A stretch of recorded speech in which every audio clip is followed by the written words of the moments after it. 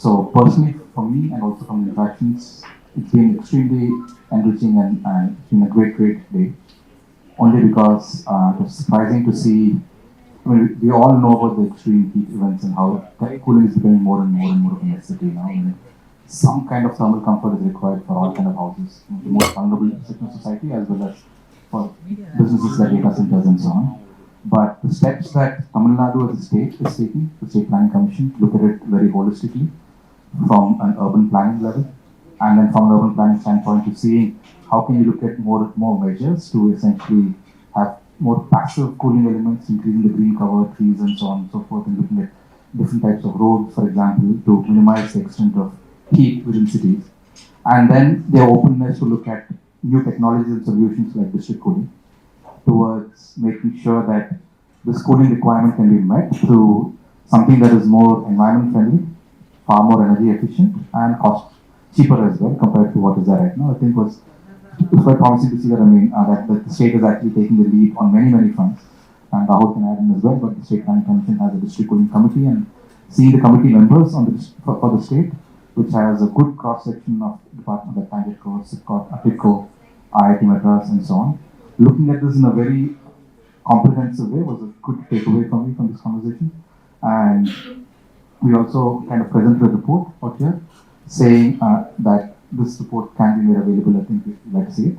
We just kind of wanted to highlight in Tamil Nadu state specifically what can be the climate benefit and of course the cost benefit and what kind of projects it incorporate district cooling.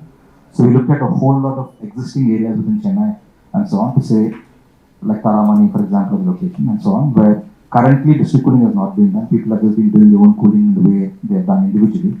And vis-a-vis that, if it was to be converted into something that is more central, what can be the benefits from a cost standpoint, environment standpoint, everything. So that was, so this report was published today, talking about both brownfield as well as greenfield projects that are being done. And so that also kind of received quite well. And finally, like Priyanka just said, at the end, the discussions of a variety of stakeholders, which included some private sector developers like Brigade and Tata Realty. It also had consultants, urban planners, state government, Tanjore, and so on. And the idea was to have an open conversation with everyone in terms of how can the state be the front runner in India towards following something that can be the most cost-effective, energy efficient, sustainable cooling solution that can be adopted for the state. And I think the feedback that was given by various stakeholders was very interesting for me also, given that as a company we are a district cooling utility. We basically invest, own and operate large cooling infrastructure. So, and we've been doing this, of course, in many parts of the world. And in India, it's been about a few years now where through a joint venture with the World Bank and IFC, we've been trying to invest in projects, and it's good to see the level of commitment that Tamil Nadu has, and we're hoping that we'll have some very tangible investment opportunities in the near future. For me, actually, because we are closely working with the state government, and UNEP has an MOU to support state government on integrating heat resilient and climate resilient technologies into the city's expansion and infrastructure growth. So we are closely working with various departments. And what I see is cooling is such a sector where it's cross-cutting across all the departments, whether it is industry, whether it is urban development, whether it is municipal corporations, whether it is energy department. So it's very important that all these stakeholders are on same platform and on same table and work in a very coordinated way to develop the strategies and policies which can then be very practical and which can get implemented at ground level. So what I see from today is most of the government department has participated. And even the district cooling committee members, if you see, we have drawn all the from members from all the departments so that the action plan for district cooling, which is being under development, it covers and addresses all the issues and concerns related to implementation of district cooling. So we got some very good feedback, and it will be very opportune for us to integrate it into the action plan that we are developing with State Planning Commission for district cooling implementation. No worries. So I'm in Energy Advisor in the GIZ. And I think the sessions were really very well organized with a very right blend of the things that were needed.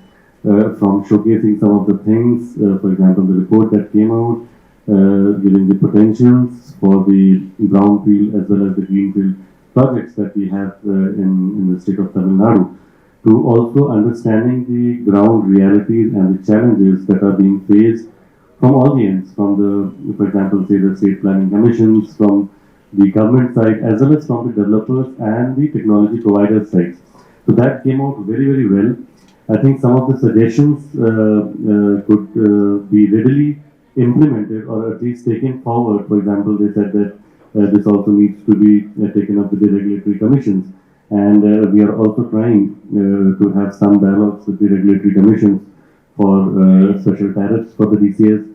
Then some of the suggestions also came that we need to have more and more successful case studies being showcased to the government bodies, to the developers, to build confidence in them. And here this again could be taken up because we are also identifying the projects that are in pipeline and the projects that have been successfully completed and is running. And a very, let's say, right demonstration of all these things to all the relevant stakeholders will again build confidence in them.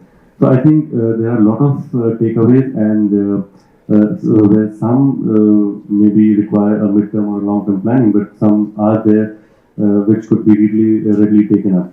And one of the very important elements, because we have the GIZ has always been working with the central government at mostly central level in formulation of policy. We always believe that something has to come from a top-down approach.